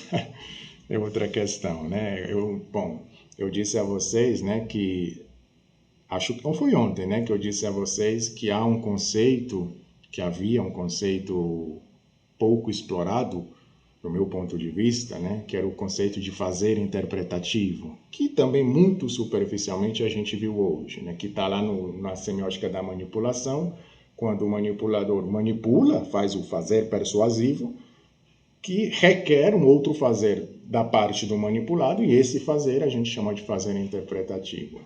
E eu disse a vocês que é um conceito, claro, previsto na semiótica, há muitas mais coisas que são ditas a respeito dele, mas eu ainda vejo que é um conceito pouco explorado, né? Que algum dia pretendo me debruçar um pouco mais sobre ele, né? Porque assim, eu vejo que, bom, bom, eu vou dizer aqui a priori, né? Sem sustentação científica para isso, mas a natureza da comunicação humana é regida por isso. As relações humanas são espécie de fazeres interpretativos contra fazeres interpretativos e, ao mesmo tempo, fazeres persuasivos contra fazeres persuasivos. E é assim que se dão as relações humanas, né? Mas isso já é um pensamento muito ainda a ser gestado e mais aprimorado por mim, né? Acredito que esses esquemas semióticos ficam mais personalizados. A gente vai ver isso já já, né? Se alguém tiver anotado, poderia passar o nome dos textos que ele leu. Eu não consegui participar na segunda, baixei o livro. Bom, os textos. Bom, aqui estão, né, Rita? Esse é o livro, né? Acho que vocês conseguem achar o livro aí na internet. Tem o site, como eu disse a vocês, no www. La culpa es de la vaca, né? Mas acho que vocês encontram o PDF também aí, né, na internet, por aí, certo? E a gente vai ver agora, né, os 3 textos, né? A Emily já colocou, obrigado, Emily. Suelismar pergunta, é possível que um texto priorize mais a fase da competência do que da performance? Sem dúvida, sem dúvida, né? Inclusive, por exemplo, os textos que a gente aprendeu que a gente aprendeu nas escolas, né? A tipologia, os tipos de texto narrativo, texto descritivo, texto argumentativo, essa tipologia aí do Marcuse, enfim, né? Mas, bom, só para tentar aproveitar essa espécie de conhecimento prévio de nossa parte, né? Os textos descritivos, por exemplo, priorizam os enunciados de estado. Há transformações? Mas menos, né? Os chamados textos descritivos, que isso é uma nomenclatura não da semiótica, né? Como eu disse, é uma tipologia criada por uma outra teoria, né? Porque a narratividade, isso é importante, a narratividade ela está presente em qualquer tipo de texto. O texto só é texto porque existe uma narratividade aí. Existe um sujeito em relação com o objeto que é transformado, enfim, toda essa historiazinha que sabemos, certo? Então, sim, há textos em que priorize mais a competência do que performance, há textos em que, sei lá, o narrador, né? Mais termos semióticos, né? O narrador instaura o sujeito no texto e vai evidenciando as modalizações do fazer, mas não realiza o fazer. Algo do tipo, personagem 1 sabe isso, personagem 2 quer fazer isso, personagem 1 deve fazer isso e ponto. O que é isso? O que é que o narrador está fazendo aí? Ele está evidenciando a competência do sujeito, mas não disse que ele fez. Não falou da performance, por exemplo, né? Ou pode ser, né, que ele, e geralmente é assim, né, os discursos, você se prioriza, mas há várias performances, né, ao longo dos discursos, né. E claro, como a gente viu, a performance pressupõe a competência. Se houve ação, houve algo por trás. Ou ele quis fazer, pôde fazer, soube fazer, ou ele não quis fazer, mas deveu fazer e pôde fazer e soube fazer. Enfim, essas estruturas modais que se relacionam com o fazer são muito complexas, né? Elas se relacionam de forma bastante complexa, tá bom? Outros gêneros textuais também, por exemplo, anúncios publicitários podem ter uma narrativa, sem dúvida, né? Artigos científicos também, sem dúvida, decretos e resoluções também, perfeito, né? Então, esses 3 exemplos que a Emily coloca, né? Sem dúvida, são todos têm a sua narratividade aí, sem nenhuma dúvida, né? Talvez os anúncios publicitários, como eu disse e repito, a gente possa ver com mais clareza as manipulações aí, não que não haja sanções, pode ser que sim, nunca se sabe, tem que ter o objeto, né, em mãos para a gente analisar. Mas em geral, embora não tenha o objeto em mãos, já por você categorizar como anúncio publicitário, eu prevejo que as manipulações são, a priori ou em teoria, mais visíveis, mais perceptíveis aí, né? Enquanto que os decretos e resoluções, a gente vê com mais percepção as sanções aí. É algo do tipo, está proibido que a sanção, né? Se você fizer isso, no caso do Código Penal, né? Tempo de punição, né? 5 anos, isso é sanção, claro, né? Tá bom? Então é isso, gente. Vamos ver aqui algumas questões do primeiro texto, né? Não vou lê-lo de novo, vocês já lembram da história do homem virtuoso que foi injustamente acusado de assassinato, né? Que foi levado para um julgamento, o juiz, né, disse: conhecendo a tua fama de homem justo, vou deixar a tua sorte nas mãos de Deus. Vou escrever em 2 papéis separados as palavras culpado e inocente, né? E vai ser, você escolherá e Deus é quem decidirá o teu destino. Nós vimos que o juiz tramou algo, né? Colocou os 2 papéis, ou nos dois papéis, as palavras culpado e culpado, né? De modo que, independentemente de qual papel o homem escolhesse, ele seria culpado, em teoria. O homem soube disso, engoliu um dos papéis e no final foi liberado, né? Então vamos ver algumas questões só, né? Algumas questões, porque vejam bem, isso meu orientador disse também algumas vezes, e é algo que, à medida que a gente vai tendo um pouco mais de contato com a teoria semiótica, a gente vai confirmando isso, né? Quando ele vai analisar os textos, ele sempre diz, né? Eu me sinto impotente diante da complexidade das possibilidades diversas que as manifestações textuais nos otorga, né? Há muita coisa a ser analisada, inclusive num texto relativamente curto quanto esse, né? Há muito a ser analisado. O Greimas tem um texto em que ele analisa um conto do Maupassant, é um conto também relativamente curto, né? Que é Os Dois Amigos, né? E ele tem um livro com, eu não sei, nunca contei, confesso, mas sei lá, 300 páginas, 200, 300 páginas, em que ele analisa um conto, sei lá, de 5 ou 6 páginas, também não sei, mas para você ver, né, o quanto é que os discursos possibilitam a gente, o que pode ser analisado aí. Há muita coisa, certo? Vamos ver algumas questões, né? Esse texto começa dizendo o seguinte, né? Conta uma antiga lenda na Idade Média que um homem muito virtuoso foi injustamente acusado de assassinato. Ponto. O culpado era uma pessoa muito influente do reino, de modo que se procurou encontrar um bode expiatório para encobrir o crime.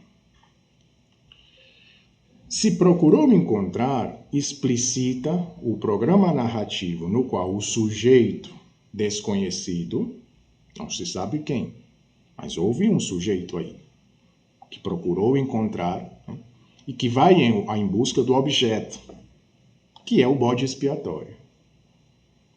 Este sujeito desconhecido assume a função de oponente. Eu não falei disso, né? Desse nome oponente, mas que é uma outra categoria prevista pela semiótica, né? Diria que menos usada, mas acho que ainda usada, né? O modelo narrativo canônico tradicional, né, como eu disse a vocês, baseado nos 7 personagens de Prop, que a semiótica reduziu para, eu disse 4, né? Mas na verdade inicialmente é 6, e ainda de certa forma é sujeito, objeto, destinador, destinatário, adjuvante e oponente. A questão é muito longa, mas assim, grosso modo, gente, o adjuvante seria um sujeito em que realiza um programa narrativo que ajuda o sujeito principal da narrativa, é o ajudante, né? E o oponente é o que faz o inverso, é o que dificulta a realização de determinado programa narrativo principal, né? Que nesse caso, vejam bem, esse sujeito desconhecido assume a função de oponente no programa narrativo pela busca do saber sobre o culpado pelo assassinato. Veja que é o texto quem diz, né? Há um programa narrativo em que se busca o saber sobre o culpado, quem era o culpado, e esse sujeito, ao realizar essa performance, ou esse programa narrativo, de procurar encontrar o bode expiatório, ele ocupa essa função de oponente, dificultando, né, a aquisição desse saber de quem era o culpado, né?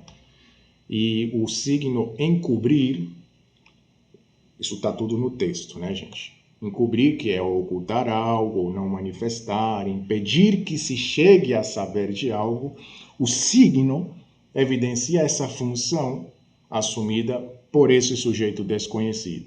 A função de oponente, porque ele quer encobrir, ele quer dificultar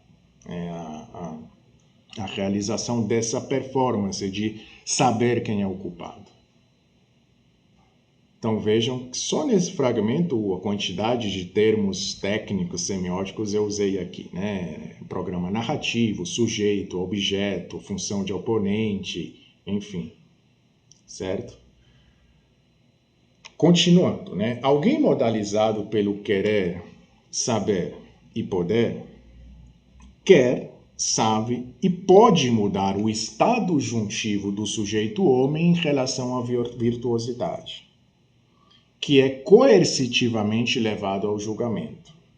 Primeiro, esse estado juntivo do sujeito homem, em relação ao objeto virtuosidade, não sou eu quem digo, não é o analista, é o texto quem diz. Onde? Está lá dito, né?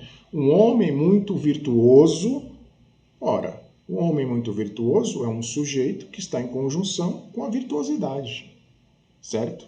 E, assim, a narrativa, resumindo muito, é a busca dessa relação de disjunção.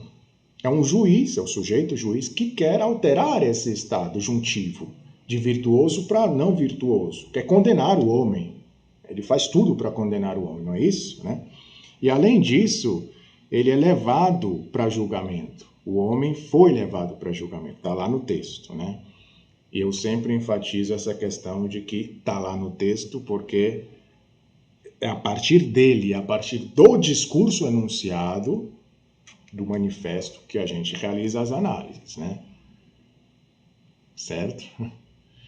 Sujeito juiz, também modalizado pelo querer fazer.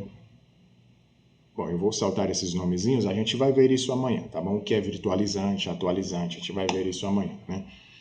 Mas pelo menos quando nós vermos amanhã, vocês já têm esse conhecimento prévio aí, né? Então, o sujeito juiz, que estava modalizado pelo querer fazer, porque ele queria, saber fazer, ele sabia, e poder fazer, Ele podia, ele é juiz, ele podia condenar, né? Ele tenta mudar o estado juntivo do homem em relação ao objeto virtuosidade, de um estado conjuntivo para disjuntivo. Não é isso?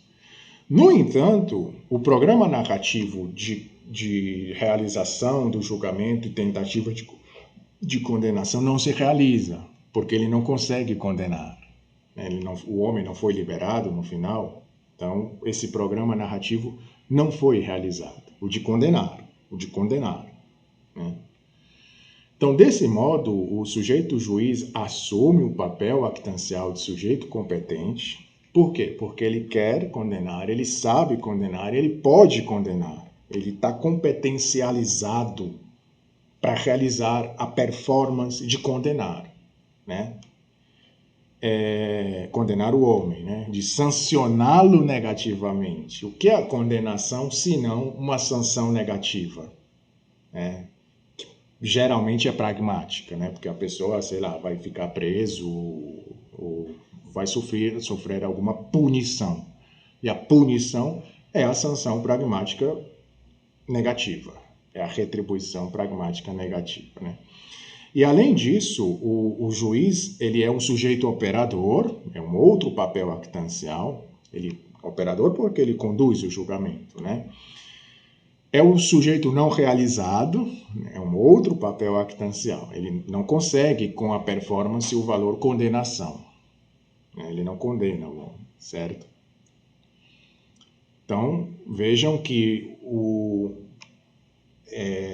esse actante funcional exerce vários papéis actanciais ao longo da narrativa, né? Ao longo da narrativa. Com relação à farsa do julgamento, né, o sujeito homem passa de um não saber para um saber. Vejam que a competência ou a estrutura modal, né, que tem relação com a competência do homem é alterada. Ele de um não saber para um saber. Né? Ou seja, primeiro ele soube que teria poucas oportunidades de escapar da forca. Sou eu quem estou dizendo, é o analista. Está no texto. O texto diz, compreendeu que teria escassas oportunidades de escapar da forca. O que é compreender se não passar a saber? De um não saber para um saber. E logo se diz, no texto, está lá escrito, se deu conta de que o sistema era uma trampa, uma armadilha. O que é se deu conta, se não sabia e passou a saber de que o sistema era uma trampa? Vejam que a competência modal foi alterada, de não saber a saber. Né? Mais uma vez, é o analista, na sua subjetividade, é o texto que manifesta. A gente só evidencia o que está no texto. Fora do texto, não há salvação. Certo? Bom, por que digo isso? Porque o texto, por exemplo, não diz como ele soube. Que é, inclusive, talvez uma curiosidade nossa. Né? Como é que ele ficou sabendo que aquilo era uma armadilha? O texto não diz, mas diz que ele soube. Como? Bom, aí já seria conjectura analítica, conjectura, enfim. Talvez, por um outro procedimento, desculpem, eu vou ter que introduzir esse conceito agora, né? Porque a minha ideia não é encher vocês de informação, porque de fato são muitas, mas vou usar esse termo. Por procedimentos catalíticos, a catálise, que é um outro conceito semiótico, que muito grosso modo, gente, é uma espécie de explicitação do implícito, que é uma estratégia importantíssima para a construção dos sentidos discursivos. O clássico, o não dito diz mais do que o dito, digamos assim, né? É o não dito mesmo, é o implícito. E há procedimentos de explicitação desse implícito e que isso é sumamente importante para a construção de sentidos discursivos, certo? Talvez por esses procedimentos, bom, eu confesso que não fiz, né? a gente acesse a como o homem ficou sabendo, né? Mas o fato é que, a priori, o texto não diz como, mas diz que houve essa alteração da competência modal, né? Por outro lado, o juiz modalizado pelo saber, sou eu quem estou dizendo, eu mostro no texto. Onde é que está isso? Nesse fragmento em que diz, o juiz, embora também estava confabulado. O que é confabulado senão o saber de que algo é tramado aí? Ele sabia da trama, né? Ele sabia da trama. Pelo fato de ser juiz, e portanto saber e poder julgar, né? Ele propõe implicitamente um contrato de veredicção no qual pretende persuadir o sujeito homem da verdade do julgamento. O juiz pretende persuadir, aí a gente já faz relação, talvez em primeiro lugar, com o fazer persuasivo, que por sua vez está relacionado com a manipulação. O sujeito juiz pretende persuadir primeiro, né, o sujeito homem de quê? De que o julgamento era verdade. E como é que ele faz isso? Bom, o sujeito juiz manipula o homem, certo? A crer na verdade ou veracidade do julgamento. E, portanto, a aceitar que aquilo era verdade. E ele o faz por meio de uma sedução, de uma espécie, vejam lá, agora voltemos à teoria. Que era a sedução, se não um saber do destinador manipulador que apresenta uma imagem positiva do manipulado, né, com o fim de que ele passe a querer fazer. Nesse caso, a querer crer. Crer em quê? Crer que tudo aquilo era verdade, quando a gente viu que não era, né? Então, ele faz por meio de uma sedução quando aquele, o juiz, lhe diz ao homem, conhecendo a tua fama de homem justo, agora você é justo, né? Você é justo, é uma apresentação da imagem positiva, né? E ele continua, vou deixar a tua sorte nas mãos de Deus, etc, né? Mas isso não convence o homem, né? Ou seja, em seu fazer interpretativo, o homem crê que o julgamento não era justo. É um crer não ser. Aqui já é uma outra questão semiótica. O crer é a modalidade epistêmica. Bom, talvez amanhã a gente comente um pouco sobre isso. Mas é um crer do homem que aquilo não era, né, verdade. Certo? Então, a gente vê a manipulação, acho que agora vocês começam não, a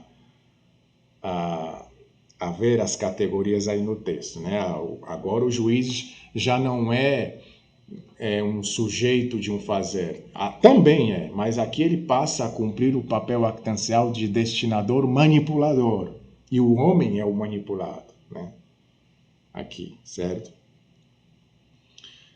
Nesse fragmento em que se diz, o juiz, embora também estava confabulado, né, sabia da armadilha, se cuidou de manter todas as aparências de um julgamento justo. Vejam bem, se cuidou de manter todas as aparências de um julgamento justo. Esse fragmento ilustra bem as modalidades veredictórias. Quando observamos que o juiz quis manipular, e quis fazer com que o julgamento parecesse justo. Ele não quis parecer justo. Ou seja, o julgamento parecia justo, mas não era. O que é o parecer, mas não ser? É mentira. É mentira. Do ponto de vista semiótico, o julgamento era uma mentira. Porque parecia justo, mas não era. Verdade? Bom, e aí mais uma vez, vejamos aí a teoria aplicada, né, de certa forma.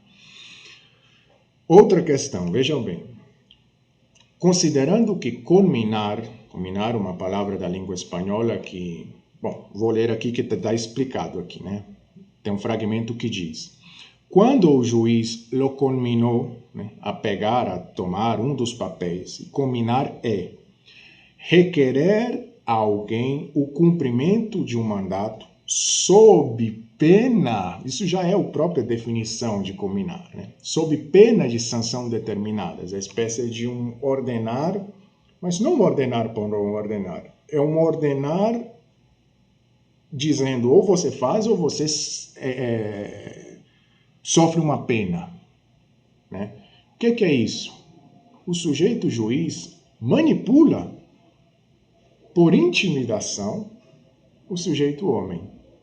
E nesse caso, a manipulação é bem sucedida, porque o homem pega um dos papéis. Sou eu quem digo, é o texto quem diz. Então, o sujeito juiz assume a função, mais uma vez, de destinador, manipulador, em outro percurso narrativo, né? E agora ele manipula por intimidação. Ou você pega o papel, ou algo ruim vai acontecer. O que é isso, senão intimidação, ou manipulação por intimidação. Certo?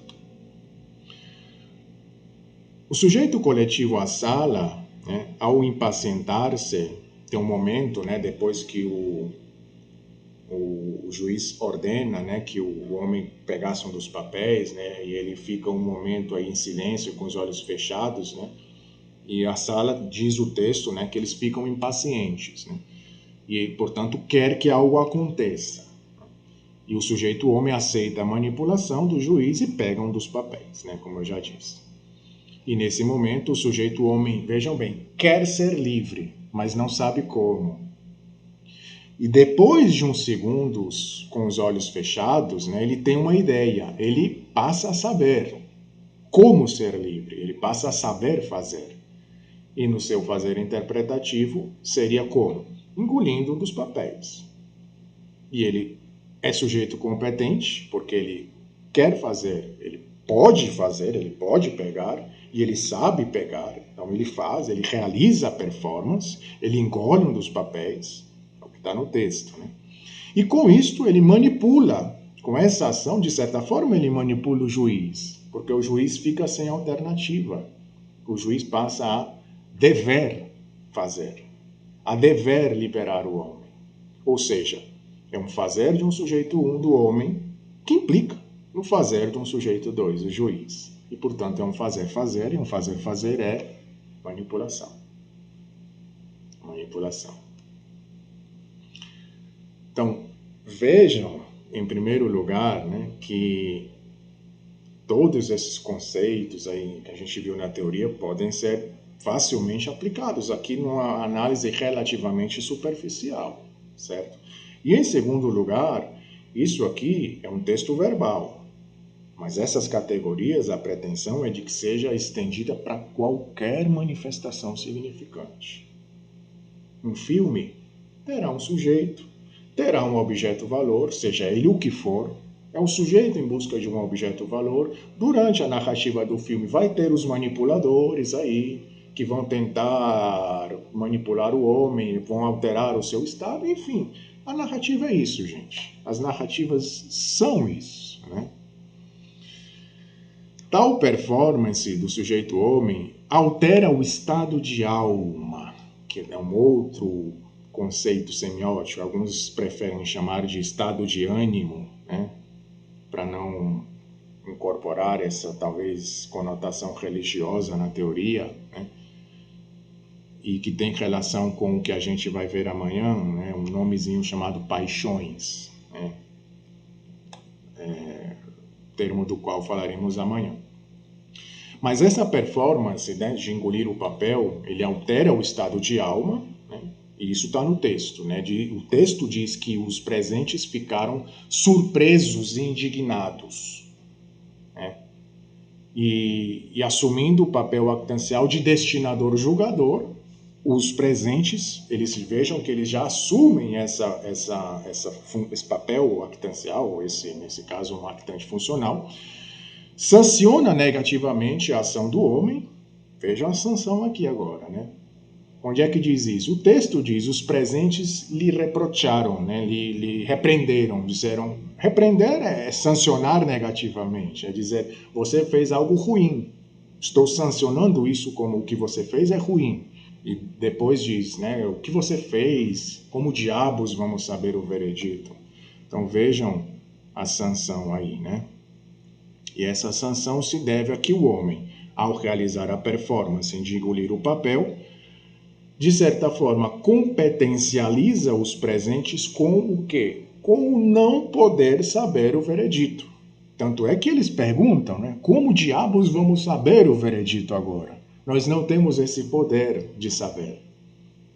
Por outro lado, em seu fazer interpretativo, o homem sanciona essa performance de saber, né, de fazer saber ou saber o veredito como simples. Está lá no texto, no momento em que o homem diz, é muito simples. E continua, basta saber, ou basta pegar o papel que sobrou e vocês saberão o papel que eu engoli. Ponto, né? Quando ele diz é muito simples, o que é isso? Sanção. Ele está sancionando essa performance. O que eu fiz, e saber isso é simples, né? Certo? Finalmente, o sujeito juiz, assumindo o papel actancial de destinador-julgador, claro, bem claro, né? Além de manipulado pela performance do homem, né? E também assumir o papel actancial de destinatário da manipulação realizada pelo homem, né? Ele sanciona positivamente o sujeito homem. Né? Como? Lá no final, quando diz, com ira e coragem, deveram liberar, esse deveram liberar, supõe-se que entre o sujeito desse dever está o juiz. O juiz é quem tinha o poder fazer. E o juiz sancionou positivamente, liberando, né? Otorgando o valor liberdade ao homem, certo? Então, o homem estaria aqui, se a gente articular em quadratura, né? Ele passa por aqui, né? Quando ele é acusado, ele passa a ser não inocente, mas não culpado, ele estaria mais ou menos por aqui, né? Uma espécie de não inocência, mas uma vez que ele é julgado e liberado, ele estaria nessa deixis, né? Ele seria inocentado, digamos assim. É isso, gente. Então, nosso tempo está chegando, não vai dar tempo de a gente ver as questões do segundo texto, né? Se houver tempo, a gente amanhã retoma analisando, né, o segundo texto, para a gente continuar vendo essas categorias aplicadas, né?